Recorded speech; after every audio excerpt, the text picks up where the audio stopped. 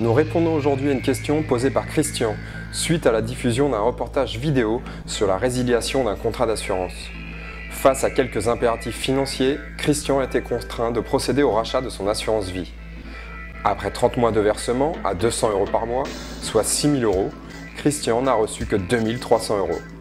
Après avoir contacté son assureur, Christian découvre le principe des 60% de cotisation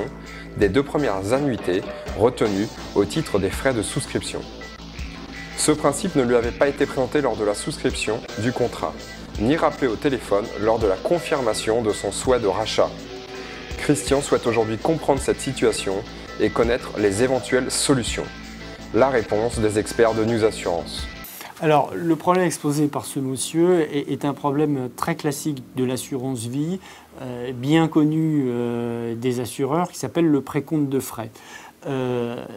Qu'est-ce que c'est qu'un contrat d'assurance vie? Les auditeurs savent que le contrat d'assurance vie, c'est un produit d'épargne, c'est-à-dire qu'on verse entre les mains de la compagnie d'assurance ses économies pour que la compagnie les gère et vous les restitue, soit sous forme d'une rente, soit sous forme d'un capital, une fois qu'elle a procédé à cette gestion, qu'elle a dégagé des intérêts. Ce qu'ont fait certaines compagnies, mais cette pratique est aujourd'hui interdite et elle est interdite depuis le 31 décembre 2007. Donc ce qui a été fait par certains assureurs pendant assez longtemps avant le 31 décembre 2007, c'est qu'il y avait ce qu'on appelle un précompte de frais, c'est-à-dire que ces sommes versées étaient affectées de frais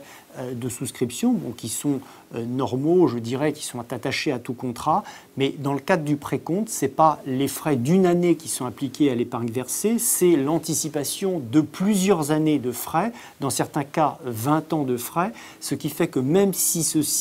les frais de souscription sont assez peu élevés, de l'ordre de 5%, l'accumulation la multiplication par 10 ou 20 en fonction de l'anticipation opérée par la compagnie fait que le jour où vous versez votre épargne, elle est grandement affectée par cette perception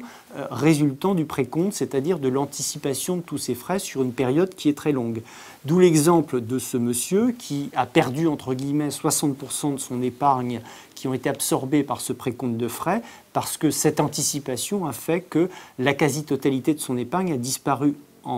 à cause de ces frais et du précompte, ce qui est évidemment préjudiciable. Alors, comme c'était préjudiciable, cette pratique a été interdite par la loi et n'existe plus depuis le 31/12/2007. Il faut quand même savoir qu'il y a certains types de contrats qui comportent encore des précomptes de frais, comme les contrats d'assurance vie qui comportent en leur sein une garantie d'essai, c'est-à-dire qu'en fait, ce sont des contrats mixtes qui ont à la fois un système d'épargne, c'est-à-dire l'assurance vie, et en même temps un système de prévoyance, c'est-à-dire l'assurance décès, la garantie de toucher une indemnisation versée par la compagnie si vous décédez